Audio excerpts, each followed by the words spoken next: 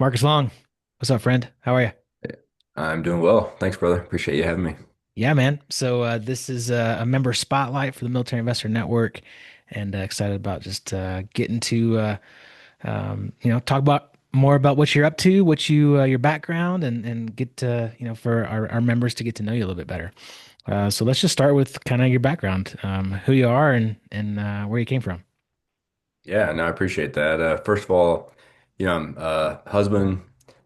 We've been married 16 years this month, actually.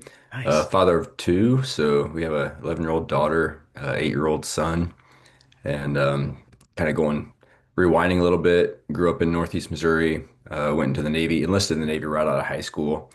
Got selected for commissioning program, stayed 21 shortly after my first enlistment and went to Mizzou, so go Tigers. nice. And yeah, spent a little over 21 years in the Navy as a cryptologic warfare officer. Um, so that's a quick down and dirty.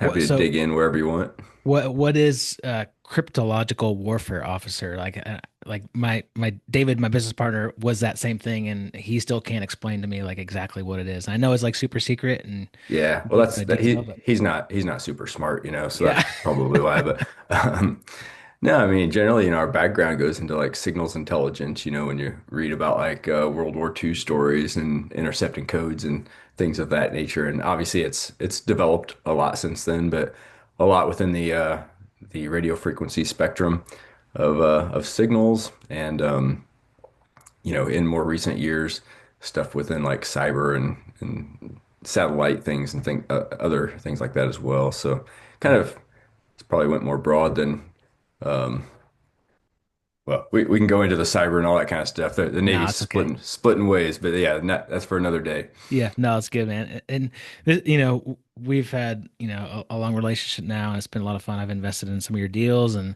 we talk all the time in these communities, and we have children of similar age, and so it's just been a fun journey to just, learn Yeah. from each other, grow with each other, and become close friends. And we've talked about this in the past, but how was your transition out of the military? 21 years in the Navy is a long time, and then kind of going into entrepreneur, full-time investor. Like, what was that like? Yeah, so I think that a lot of people from the outside looking in always think like, oh, Marcus, your transition has been like super smooth. It's gone great, all these kind of things. And from a professional perspective, it has gone pretty well. I think a lot of times when people are transitioning, they're looking at, they're concerned about the monetary, the next W-2, different things like that. And I was pretty fortunate. I think that I identified early that when I was gonna make my transition, and kind of started, kind of laying the groundwork for that within real estate and some things like that. And so some of that runway was kind of already started before my actual retirement, which helped significantly. That being said, I think no matter how much we prepare, there are things that are just like really difficult um, to prepare for everything, or that you just don't appreciate the impact that they're going to have. And so on the other side of it, I think from a personal perspective, like I am generally pretty social. I like to be around people. Um, in the military, we work on teams and things like that a lot. And so as we talk about more about what I'm doing now, like our properties, real estate properties are located throughout the country. They are not necessarily physically where I am. My partners are not located physically where I am. Most of my investors are not physically located where I am. And so I think that was probably one of the biggest struggles for me was I work from home a lot. And so going from being a social person and stuff like that to working at home by yourself on Zoom and phone calls quite a bit was probably one of the biggest struggles for me. Yeah, no, I appreciate that vulnerability. I agree. It is, you know, this entrepreneur, business, investor world can definitely be lonely at times. So I think we have to force ourselves to kind of get out and make Yeah. friends and be the one that makes the invites. And we've talked about that. And Yeah. our other group, Kinetic Man, and yeah, that's good. So why real estate? I know that you had started investing in real estate prior to getting out of the military, and you talked about, kind of that transition financially was actually not too bad because you had already invested into real estate. But why specifically real estate? And then even more so, why multifamily, why apartment complexes? Yeah. So, I'd been investing in real estate since I was 22 years old. And so I started early. It was not always super intentional. I was doing a lot of operational stuff. And so it was kind of opportunistic for a long time. And to be honest, like I was doing a lot of it on my own and then, a little bit with my brothers and stuff, but not really networking or meeting other people until you and I connected in Colorado. I probably, I don't know, 2018 time frame or somewhere in that ballpark. And you were hosting some meetups and my wife introduced us and I started going to some of those and I was like, hey, this is kind of cool, actually talking to other people about what I'm kind of doing in the background. And so why real estate? Because during Colorado, I decided I was going to make the transition. I had one more tour after that. But going through that last tour, I kind of thought like, I didn't want a 9 to 5. And that was very specific for some of the reasons I was leaving the military. My children and wanting to be available during this time frame in their lives, present with the school, coaching, that kind of stuff. And I didn't want to be traveling, deploying as much. I still travel, but on my own choice. And so when I looked at it, I enjoyed what I was doing in real estate. And that was an opportunity for me to have the flexibility that I desired. As I get more specific about like why multifamily, as I went through that process, number one, I kind of looked at like more strategies, right? Early on, I did just kind of long-term buy and hold rentals. And I started getting, as I started to network and stuff, more exposed to other strategies that were available. And I liked the teamwork aspect of that from a general partner side. We kind of have some different roles and different skill sets and how we work together. One of the other things that kind of drove me to that also, though, was as I started talking about transitioning, I actually had a lot of peers and friends that were saying, like, kind of like, what the hell are you doing? Like, why Yeah. are you retiring? Get the next promotion. It's an extra $1,000 a month in retirement. And that didn't impress me that much, right? Like, not to diminish $1,000, but I just thought, like, what, a couple extra houses or whatever could do that for me. Why would I give up 3 more years to do this? And so through some of those conversations, I was actually looking for a way to help some of them or to support some of them and provide opportunities to some of them.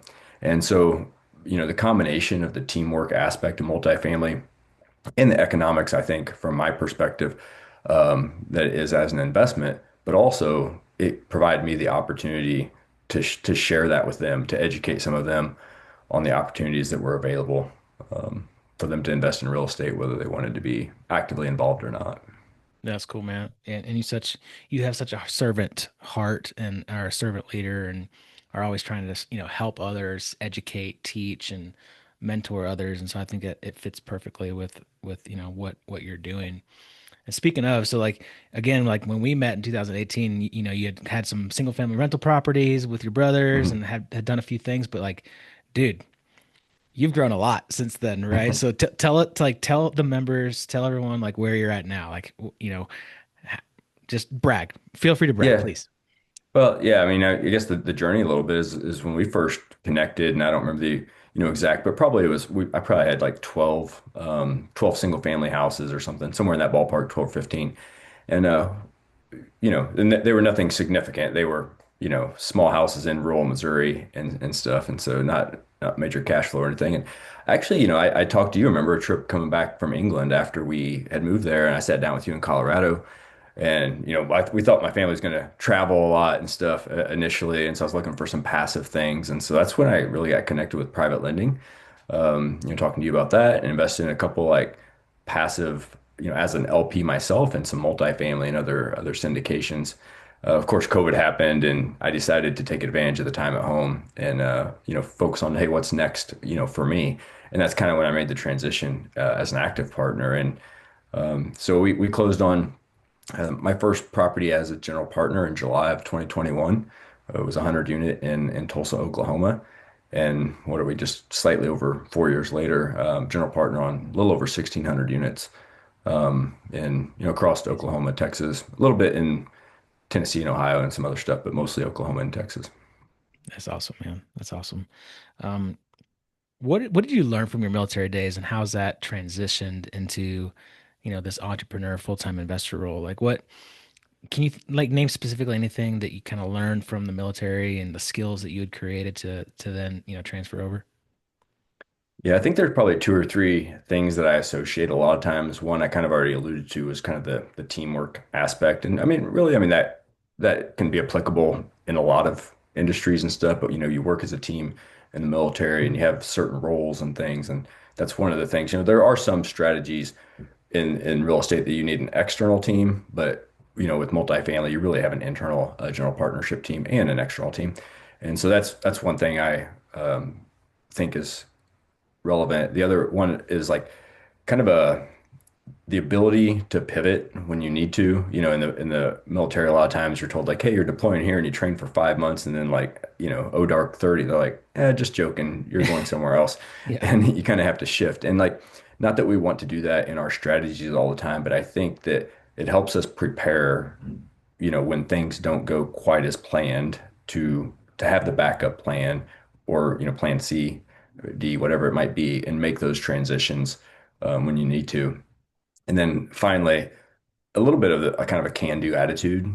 I think we often in the military were asked to do more with less, or maybe not necessarily given all of the resources or tools that you would expect to be given to accomplish a mission. And so I think that can be applicable sometimes too. We want to. It'd be nice to have more capital or more, a different person on the team or whatever it is, but we find a way, to execute the business plan and get it done. So those are two or three things I think that I kind of relate to my years in the military with what I'm doing today. Yeah, that's good, man. I do love the aspect in real estate, and I'd say probably all niches, strategies within real estate is just that you have to sometimes like adapt and be flexible Mhm. and be creative and come up with different solutions that you hadn't done before, and then that teamwork aspect of it is huge, man. I mean, I don't Yeah. think you can do real estate. I mean, you could do real estate solo, but one, it's just not as much fun, and two, I think there's just way more success when you do it with a team, for sure. Yeah, absolutely. And sometimes, I mean, like I said, like sometimes there are some strategies that you're looking at more of an external team, not Yeah. necessarily in your business. And sometimes you always need an external team no matter what you're doing, but sometimes there's a little bit more of an internal team Yeah, as well. that's good, man. So you've been investing for a long time, and I'm just curious, what's probably your best investment that you've ever done? Man, this is actually kind of tough, but I think that, and this might be a little bit of a broad answer, but I think the best investment for me has been in communities. Mm, And that's not necessarily, it's hard to put like an ROI on that. But as I mentioned earlier, for a long time, I invested in some stuff basically by myself or, maybe with my brothers and stuff. But we didn't really network. We kind of used our own resources, did our own thing. And if I were to go back and, maybe sometime for those interested, I will. But like if you look at the timeline, and we kind of just alluded to it a minute ago, of when I connected with you, and that's about when I started investing in communities. And whether that is, for real estate communities or the Kinetic Man, in which it was more about being husband and father and other things as well. Um, and to even some extent, like my kids go to a private school and like is connected with our church to an extent. There's that aspect of it, right? And I think when you look at that, like when I invested in communities, and they're not all created equal, right? You have to, um, even if they're in the same field, they're not all created equal. right. So you definitely have to, like any investment, do due diligence on the community. Does it align with your goals? Just like we would, like, hey, do you need private lending, flipping, multifamily? Does it align with what you're trying to achieve? But I think when done correctly, like the impact that that has had both on my actual investments, because those have been a big part of my trajectory over the past few years, and also who I am as like a husband and father. I think that that's been probably one of my better investments. So you're saying that I should get some dividends or some royalties to your success because Uh, I they're in was the what they're in the started it all? mail. They're in the mail. Okay, sweet. Yeah, yeah. Post office isn't doing very well, but they're in the Oh. mail. So just wait a little bit longer. Is that what you're saying? Yeah, yeah, that's right. Gotcha. Yeah, interesting. You talked about community. One thing that I realized also with community, and I agree, man. Like being in community, for the longest time, I was like, I had this mindset like I would never pay money, to join a community. But then I decided to join a community for that first time, and dude, it was like a game changer, right? Like you just Yeah, surround yourself with a level of individual that has that same mindset that's they're going to invest into themselves with their education and the network. And that old saying, network is what is it? Your network is your net worth. I truly believe that's true. However, just because you invest into a network doesn't mean you're going to get all out of it. You have to put that's right. back into it, right? And I've made that Yeah, mistake. Like I've invested into a really expensive community and didn't put much effort into it. And I honestly didn't get a whole lot out of it because I didn't put in the effort. And so I yeah, think, for those listening, if they do and decide to make an investment into a network, into a community, they got to put some effort in themselves, right? And like you're going to get yeah. out what you put in. Yeah. No, I totally agree. I mean, it's like sometimes people think they pay a membership if it has one and magic happens, right? And it's like that's just kind of like the entry to the table Yeah. and stuff for that. And so like I said, they're not all created equal. They're you might find it free, you might have a different values of or how much it costs and things like that. But when you do the due diligence and find whatever it is, whether it's real estate, whether it's you know as the Kinetic Man was a lot about father and husband and things like that, whether it's your church, whatever it might be. Yeah. When you find the right one for you, like that's what I thrive on is community and people. No, that's good, man. What about your worst investment? What's the worst investment you've ever made? Mm. So maybe not financially the worst one, but because I do have a couple real estate investments that have probably lost a little bit more money. Fortunately, mostly my own. Um, but probably the worst investment I made was back a few years ago when the whole like Amazon drop shipping Mm. um, stuff was popular and things. And I say worst, I actually probably broke even Did you actually on like our invest into like starting a drop shipping business, like an Amazon business? I did, yeah. So a Okay. partner and I kind of went in 50-50 and did that. And ultimately, after a while, we ended up, backing out and selling it. And like I said, probably broke even on it. Okay. So not necessarily a big loss, but the reason I say probably my worst was because I didn't really know anything about it. The partner had asked me if I was interested, and like, there's these big promises, and I just wanted to be passive. I didn't really want to be that involved. Yeah. And it didn't really align with everything else that I was doing. And ultimately it took headspace away Mm. from, what I was everything else I had going on. So um, at least the real estate investments I made, while there were some mistakes that happened, like the mistakes that I made or whatever, I learned things that I could apply to my future real estate investments. Yeah. And the reality is like from the Amazon thing, I just realized like it was kind of I don't know, a bit of a fad at the time, and Shiny object syndrome a little bit.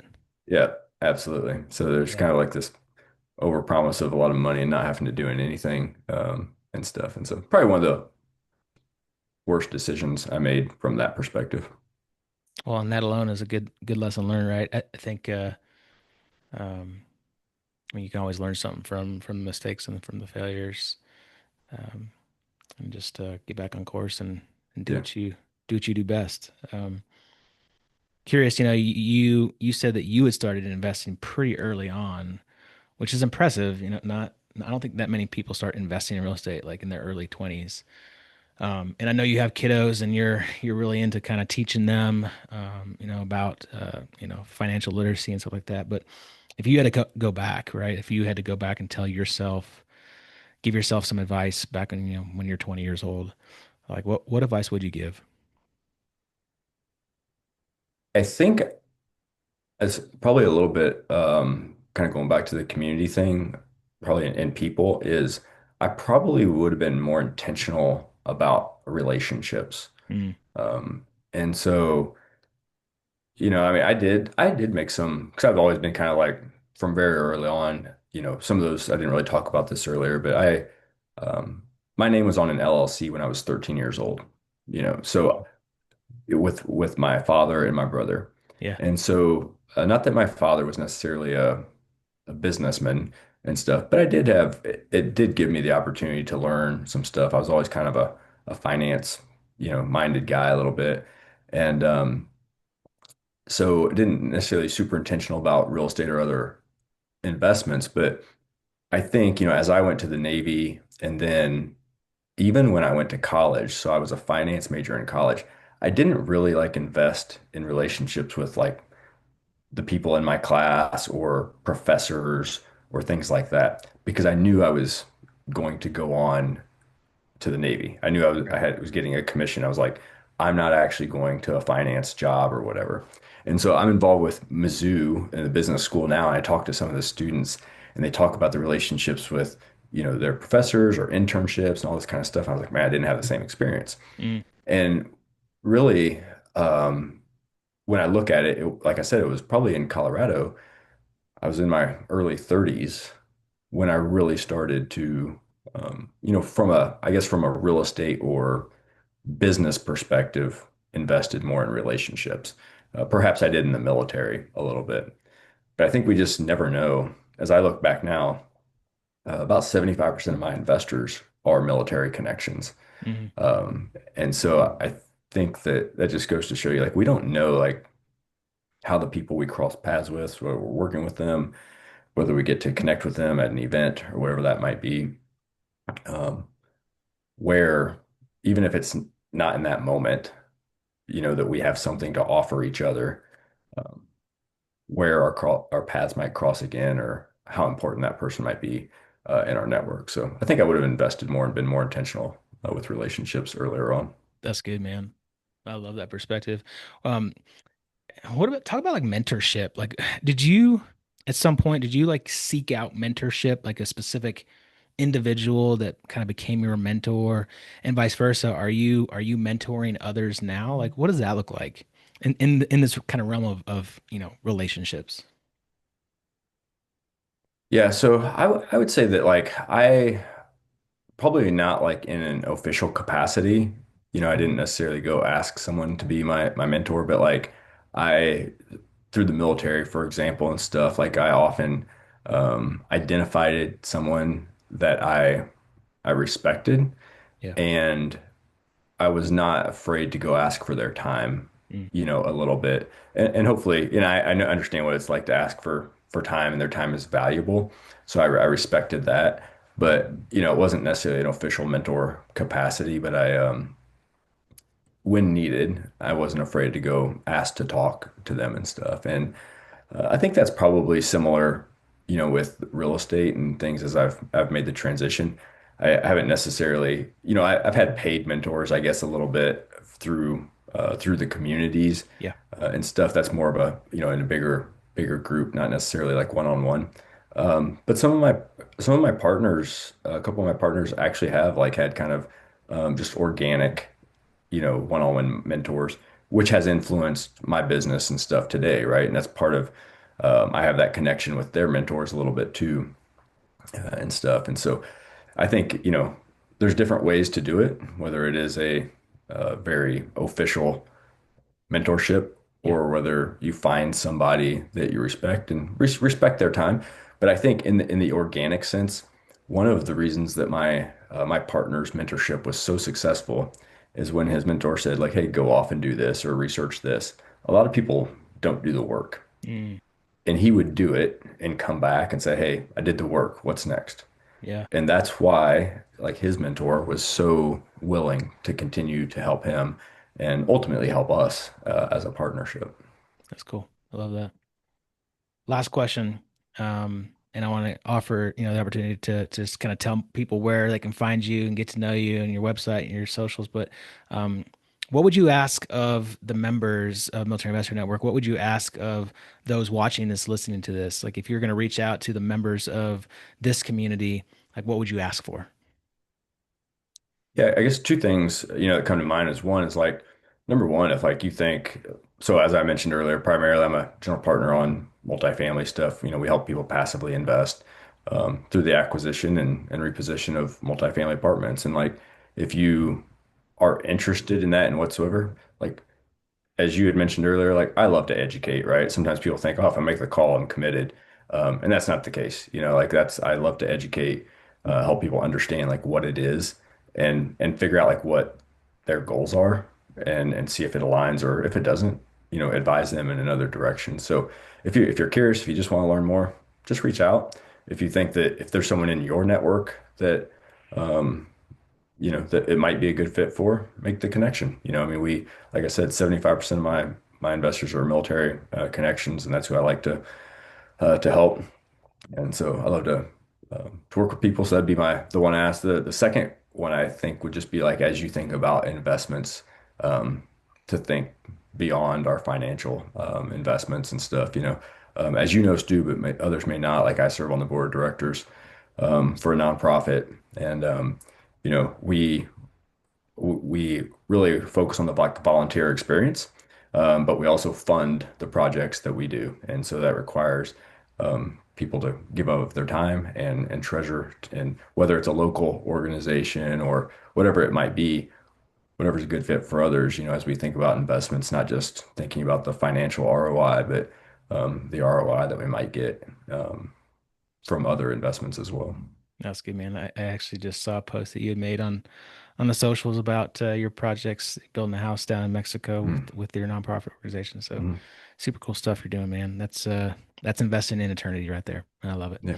Um, talk about where people get more information on the nonprofit organization and then also a long legacy. That's in with Yeah, those. absolutely. Yep, I appreciate that. So, yeah, if you want to check us out for the nonprofit, you can go to the GII.org. So it's like the Global Impact Initiative.org, the GI.org. And it shows you some of our past volunteer events. It shows some upcoming ones that we have. And you can donate through there or whatever, or you can just reach out to me if you want to hear more about it, see some videos from some of our previous trips that we have and stuff. It's pretty cool. As far as the business, you can go to alonglegacy.com. So alonglegacy.com, and you can check out our portfolio, a little bit about me. There's a calendar on there, so if you ever want to set up a call, time to chat, it's kind of a one-stop shop.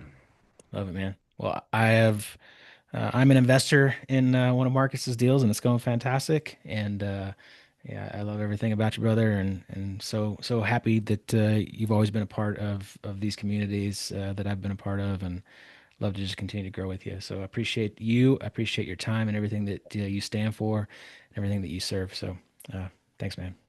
Yeah, I appreciate the sharing your space today, and looking forward to connecting with the other members. Sounds good, buddy. See ya. Awesome. Cheers.